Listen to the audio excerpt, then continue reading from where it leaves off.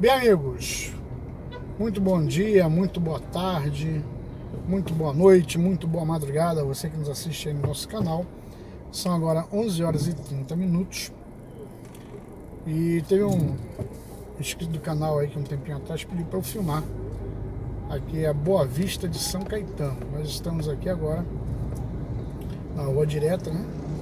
Eu acho que é Australiano, o Nestor Duarte, não me lembro aqui agora, mas conhecida como Rua Direta de São Caetano. Nós vamos dar um pulinho aqui na Boa Vista de São Caetano para você conhecer um pouquinho. Aqui, hoje é 20 de fevereiro, 21, não, 22, sábado 22 de fevereiro de 2019, ok? Então, deixa eu dar esse pulinho aqui.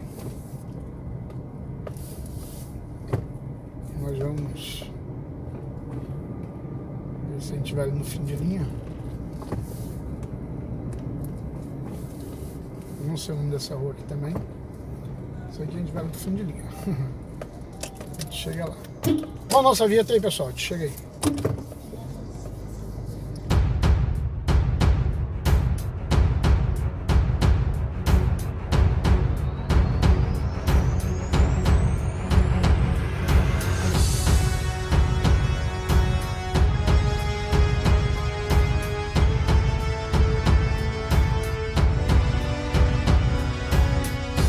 Bom, amigo, de volta à nossa vinheta aí. Estamos indo aqui ao fim de linha de São Caetano, fim de linha da Boa Vista de São Caetano, ok? Então, você que nos acompanha aí no nosso canal, seja aí muito bem-vindo.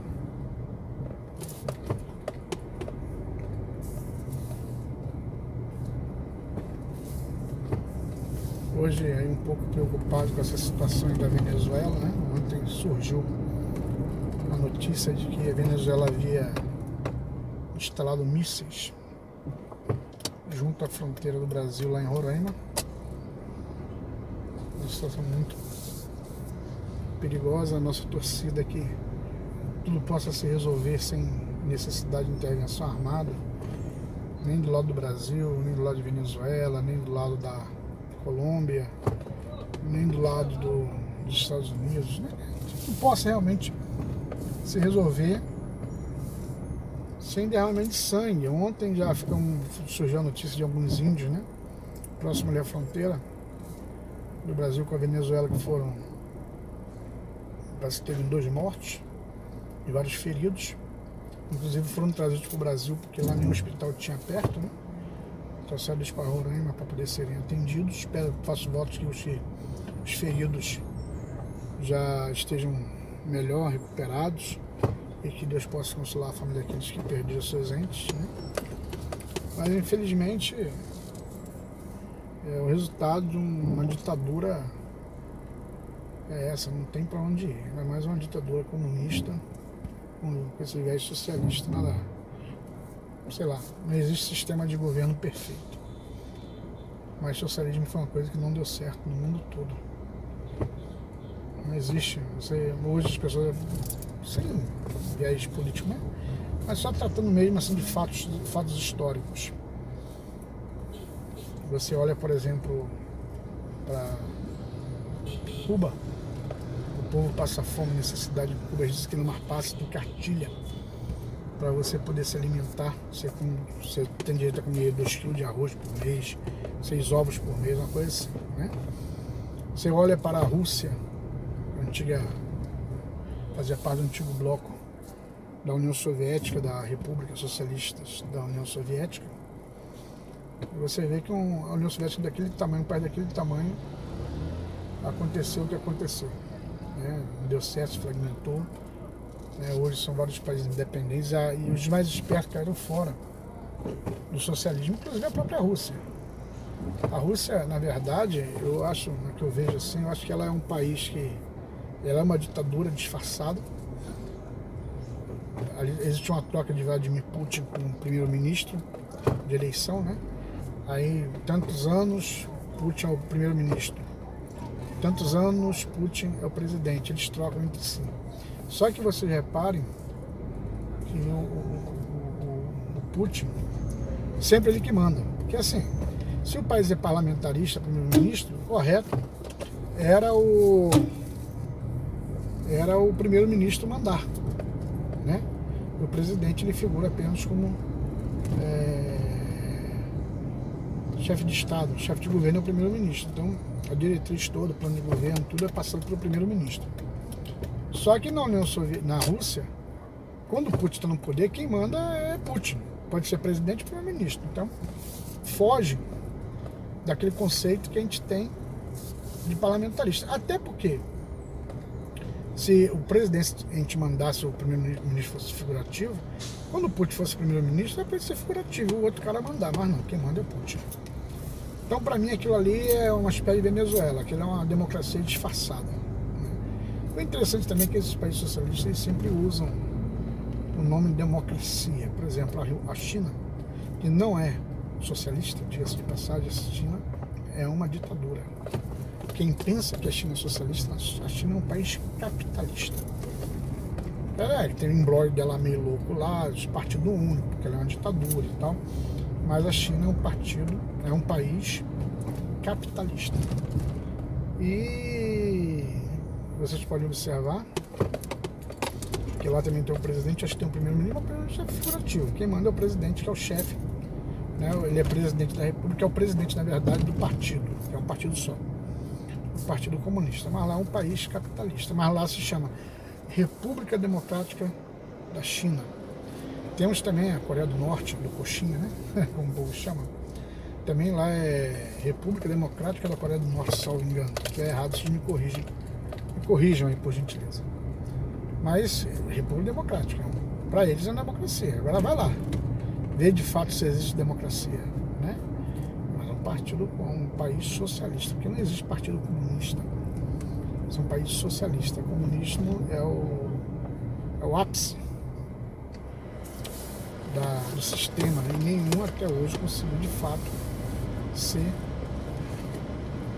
comunista na íntegra. Falando em comunismo, o comunismo ele vem da palavra comum, é retirado da Bíblia, lá em Atos 4:32, salvo engano, que diz que tudo era comum a todos. Qual era o princípio? As pessoas vendiam as suas herdades, vendiam o que tinham, traziam e depositavam aos pés dos apóstolos. Aí teve aquele casal que morreu, né, porque mentiram, e depositavam aos pés dos apóstolos. Então, vamos fizeram aqui uma ponte. Gente, eu nem sabia isso daqui, ó. Vou falar pra vocês aqui, tem uma ponte aqui, ó. Tem um rio ali, tá vendo? A ponte no final passou, tem um caminhão. Então, ela vai dar ali não é aqui já no Bom Joá, não, ali é... Opa, fica legal. Estação Pirajá. Ficou bacana. Não olha nem aqui. Então assim,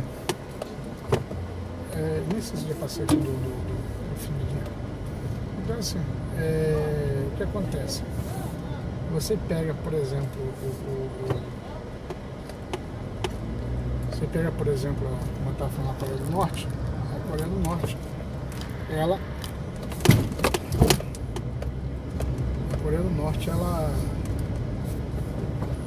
Aliás, perdão, eu estava falando sobre a essência do comunismo. Aqui, ó, fim de linha, gente. Chegamos aí. Agora, pronto. Não vou ali, não, aqui eu vou retornar. Não vou em frente, porque eu não sei nem onde vai dar. Assim, vocês me desculpem, mas aqui eu estou exercendo Batista. Aqui é um lugar meio perigosinho. Então eu não vou dar bobeira. Ir pra lá, pra dentro, pra meio de invasão. Porque aqui já deu pra você pegar mais ou menos aí como você chega aqui no fim de linha da Boa Vista de São Caetano, certo? Só para você ter uma ideia da localidade e como faz para poder chegar aqui na localidade, ok?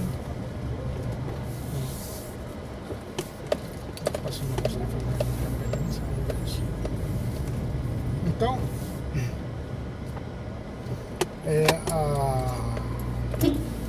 foi retirado da Bíblia. Por quê? Porque eles traziam tudo, vendiam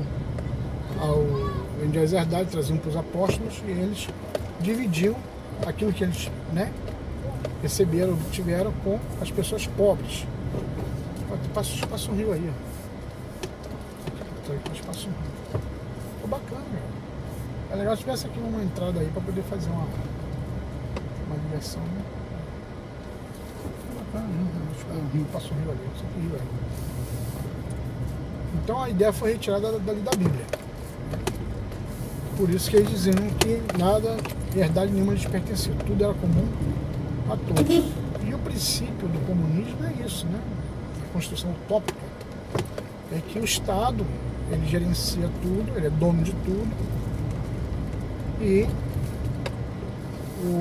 as pessoas dividem tudo entre si, né? O camponês, ele trabalha para manter o setor urbano trabalha para manter o camponês, tipo uma previdência social, o INSS no Brasil, né? Que todos contribuem para que todos possam receber, né? Então tem a contribuição universal, tem a repartição universal. Mas na verdade, isso daí é demonstrado ao longo do tempo. A ideia é muito boa, mas se torna uma utopia. Por que uma utopia? Porque as pessoas em si, né, o ser humano em si, ele é esperto. E não é só isso, são muitos problemas, né? Mas eu levanto apenas uma questão. Se você não trabalha e o outro recebe, igual aquele que trabalha, por que você vai querer trabalhar, produzir mais? Até tem um vídeo que o pessoal fez na internet um tempo atrás, colocando sobre isso, dar nota, né? Depois eu explico melhor. Então, assim, como você não trabalha e você recebe, logicamente, com o tempo também, você vai passar a não querer mais produzir na mesma intensidade do outro. Você começa aquele corpo mole. E tem um vídeo que fala na internet justamente sobre isso, né? Que o pessoal, eles receberam uma nota na escola, e após receber essa nota, o professor disse: não, então vai todo mundo receber nota igual. Bom, aqueles que estudaram, já no tanto, né, na nota prova, não estudou tanto, porque se todo mundo recebeu uma nota 8 e 9 na primeira, se estudar, então vou fazer também, só que a média caiu, ver se tinha uma média. Quando chegou na outra, até que chegou um ponto que essa turma foi reprovada. O princípio é eu mesmo. O cara que está trabalhando, está produzindo, ele não vai se esforçar tanto, porque faz de produzir mais ou menos, vai ser sempre a mesma coisa, né? Então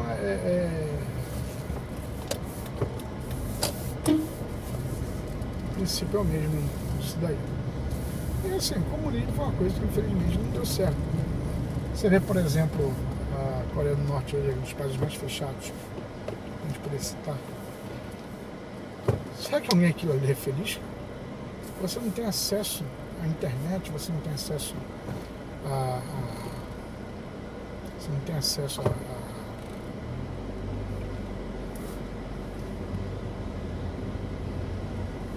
a liberdade de expressão, você não tem acesso a conteúdos diversos de televisão, né? Porque é muito interessante, por exemplo, cada um tem o seu viés político, né? Então eu assim, vou assistir um canal do YouTube, eu procuro aquele canal que fala mais ou menos o que eu penso. Quando a gente pega um canal no canal do outro jeito, a gente não quer nem muito ouvir, porque foge aquilo que a gente pensa. Então é mais ou menos por aí também essa questão, né? Mas é bom eu acho que toda unanimidade ela é burra. Talvez isso seja uma das questões que os países socialistas não dão certo, eles são unânimes, querem implantar só um sistema, ninguém pode falar nada contra eles, ninguém pode ser contrário ao que eles pensam, que eles acham, né? E não é eu que estou falando, é só você olhar na conjuntura global e você vai ver o que é que eu estou falando. Não estou mentindo, né? Eu já citei esses países todos aí, ver se eles têm tem multipartidarismo ou até um bipartidarismo. Ele não tem, né? Na verdade, eu acho que no Brasil deveria ter no máximo, só 3 partidos. Ideal que fosse 2. Nos Estados Unidos, né? Republicano e democrata. Esquerda e direita. Acabou. Como a gente tem sempre aquele viés mais centro, eu mesmo me considero um cara mais de centro. E tem coisas na direita que eu não gosto, tem coisas na esquerda que eu não suporto. Então, eu gosto mais de dizer que eu sou de centro, né? Equilibrado, eu tento ser equilibrado. Então,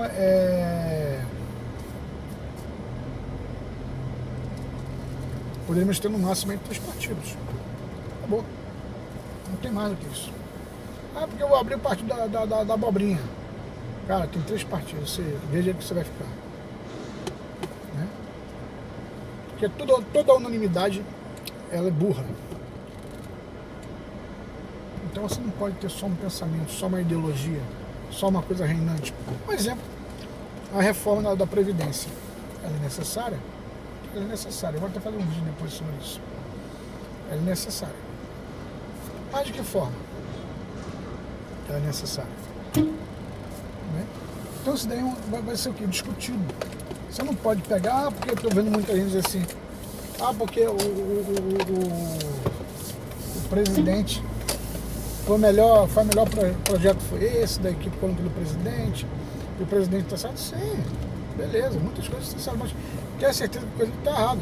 E eu digo logo de cara, eu acho que há profissões que tem que ter idade para se aposentar, ou tempo de contribuição. Idade não, perdão, idade tem, tempo de contribuição. Tem um cara aí dirigindo um ônibus na vida. Será que esse cara vai conseguir se ele chegar aos 65 anos? Ai, gente. O cara começa a trabalhar, vamos supor, dirigindo ônibus aos 25 anos. Que é a média de idade que o cara começa a trabalhar dirigindo ônibus. Então, que ele vai até 65 são 40 anos, fora que ele já contribuiu antes, porque com 25 anos eu imagino que alguém trabalha, né? Eu, pelo menos, comecei a trabalhar com 13 anos de idade. Então, eu, na minha ignorância, como eu costumo dizer, eu acredito que alguém deva trabalhar antes dos 25 anos de idade. Se para mim, se não trabalha em 25 anos de idade, ou porque o cara tem papai e mamãe que banca e pode estudar, ou porque o cara é vagabundo. Né? Então, o cara não vai ter condição de contribuir esse tempo todo. Sem dizer que raramente alguém vai conseguir 100% de contribuição do benefício de aproveitamento. Por quê? Porque você com 40 anos, vamos supor que começa a trabalhar com 25, você não vai ficar 40 anos empregado. Empregado 40 anos você não fica. Porque você é demitido, você passa uma temporada desempregado. E eu não estou falando, gente, eu estou falando de cidadão comum. Eu não estou falando de deuses. Eu não estou falando de juiz, de membro do Ministério Público. Não estou falando dessa gente, não. Eu estou falando de cidadão comum. Então, o cidadão comum, ele não vai conseguir ficar 40 anos, ele não vai conseguir, né? Não vai ter como ele ficar 40 anos, mas um caso ou outro consegue, entra numa empresa boa dessa daí, numa Coca-Cola, sei lá se é boa também, né? Entra aí numa prestadora de serviço, sei lá, uma empresa dessa daí, num Odebrecht, sei lá, e consegue ficar 40 anos empregado, a gente consegue.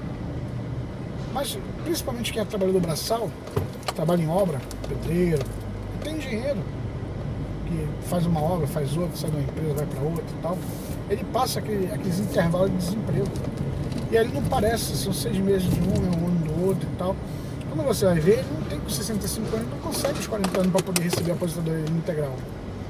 Ele vai ter que trabalhar aí mais ou menos até, talvez 70, 72 anos.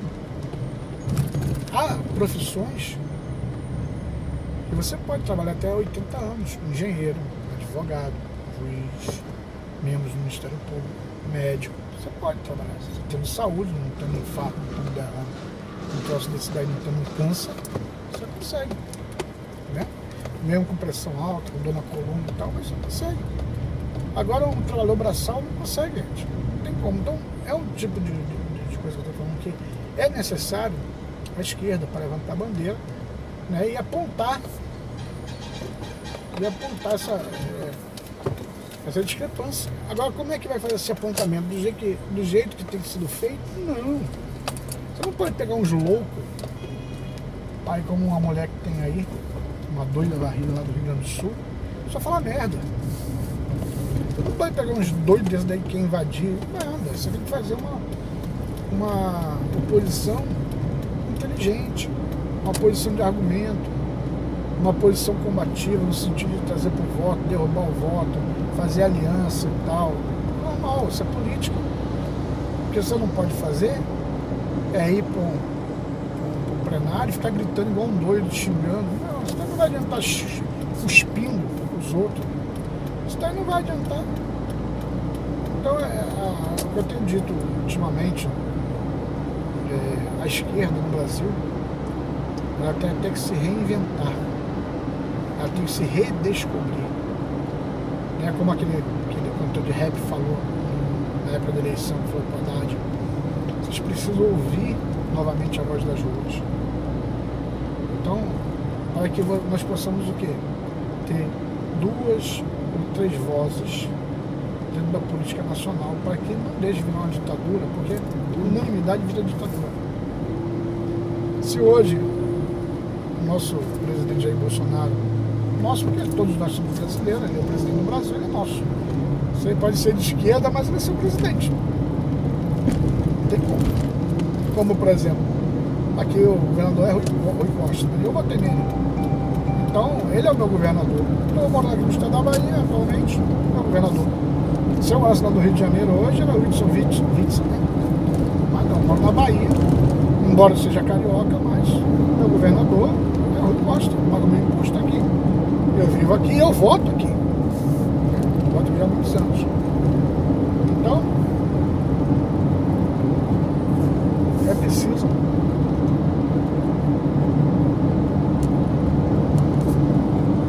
que a esquerda se reinvente, que ela se redescubra, para que ela possa voltar a fazer uma oposição consciente. Agora, não fazer a palhaçada, me perdoem, como na época do seu Lula, quando ele era deputado federal, que aí teve a promulgação da Constituição Federal em 1988, nós não assinaram, não.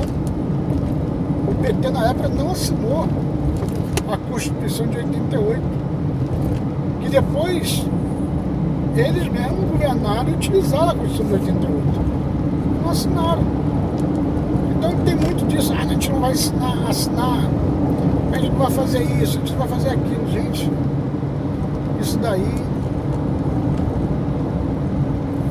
não leva a nada. Isso daí é apenas uma questão de burrice, me perdoe.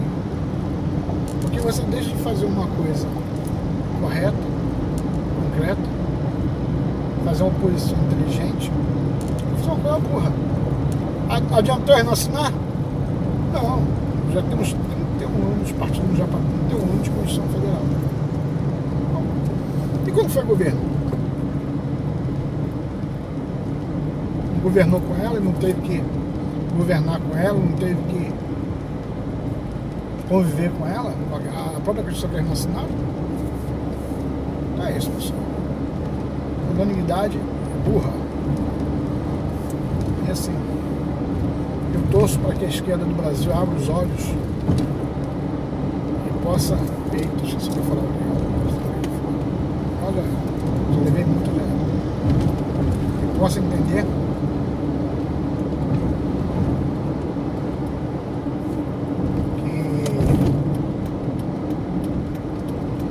implantação do governo comunista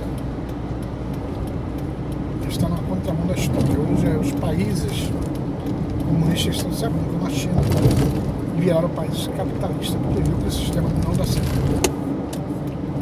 Então que eles possam mudar essa forma de percepção.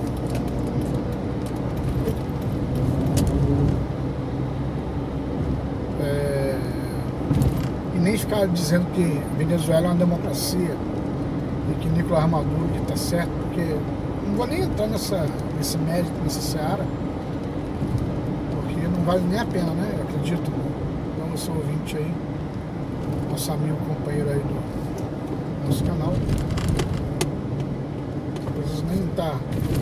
Eu sei que você é um cara inteligente, você é uma pessoa inteligente, você é uma mulher inteligente, e você sabe que a Venezuela não é uma democracia. Há muito tempo, desde o Hugo Chávez, ela tinha deixado de ser democracia. Só que é aquela questão, quando a Venezuela estava bem, tinha o dinheiro do petróleo e tal, estava indo tudo bem, o povo tinha que comer, o país estava crescendo e tal, beleza. Pô, meu filho, bora? Beleza. Porque o povo tá tendo que comer, então, é o que eu sempre digo, né? É pão e circo. Se o povo tem o pão para comer e o circo para se divertir, você pode botar lá democracia, pode botar uma ditadura lá. Desde que não seja aquela ditadura que mate, que prende, que faz aqueles horrores como o nazismo e o fascismo, você pode botar o que quiser lá. Tem pão e circo, meu filho, o povo está feliz. E quando no tempo de Hugo Chávez tinha pão e circo, hoje não tem mais. Então, quando cessou o pão e circo, o povo começou a passar fome, fugir do país, aí começou as mazelas a serem expostas. E quando a mazela é exposta, as coisas vão acontecendo, a crise vai se agravando, aí também a face mal do sistema, ela começa a aparecer para o mundo ver. E foi o que aconteceu na Venezuela. E eu acho assim, sabe, ridículo, vocês me perdoem, eu acho ridículo. A presidente do país, a presidente de um partido grande, como é o Partido dos Trabalhadores, sair daqui para ir apoiar um sistema desse. Sabe qual a mensagem que ela está passando para você? Que ela passa para mim, como eleitor, como brasileiro? É que se eles fossem eleitos, certamente é o sistema que eles iriam implantar aqui no Brasil. Será que valeria a pena nós termos um sistema como o da Venezuela aqui no Brasil, funcionando como eles aqui no Brasil? Eu acredito que não, né? Eu acho que você prefere ainda a democracia. Mesmo essa democracia que você fala, que a gente não vive uma democracia, não sei. Não é democracia plena, também acho. Tem muita coisa que eu sou contra. Por exemplo, voto obrigatório. Eu acho que não tem que ter voto obrigatório, na minha opinião. Então, quando você é obrigado a alguma coisa, você não vive uma democracia plena. Quando o Estado ele entra dentro da tua casa para dizer como você tem que criar seu filho, para dizer como é que você tem que se vestir, para dizer a religião que você tem que ter, para dizer como é que você tem que orar, que se você pode botar um turbante, não pode, se você pode usar barba, não pode, se você pode usar burca, não pode. Enfim, qualquer coisa que o Estado se intrometa na sua vida, você não vive uma democracia plena. Então, amigos, estamos chegando aqui na rota do abacaxi. Nós estamos em São Caetano, fomos ali na Boa Vista de Brotas, perdão, Boa Vista de São Caetano. Passamos ali dentro, fomos até o fim de linha. Foi bom conhecer aquela obra lá que eu nem sabia que aquela obra passava ali, bacana. E estamos chegando aqui na rota do abacaxi, vou dar um pulinho aqui no extra. E lembrando que toda sexta-feira nós temos um vídeo novo, eu estou me esforçando aí. Fica muito repetitivo, porque a gente roda muito de Salvador, eu tenho que fazer alguma coisa nova. Mas como eu falei, a gasolina está muito cara e eu não recebo nada de YouTube. E os vídeos não são monetizados, meus vídeos não são monetizados, eu faço por prazer, por alegria mesmo. Não peço dinheiro a ninguém, o pessoal que pede dinheiro, contribui, não peço dinheiro a ninguém, não peço nada. Então eu faço mesmo aí por carinho, por alegria, de poder estar mostrando a cidade para quem deseja conhecer, para você que está longe, que está matando saudade, ou você que quer conhecer realmente os trajetos para você poder chegar melhor. Tá certo? Então Deus abençoe a todos, um forte abraço, até a próxima, se Deus quiser.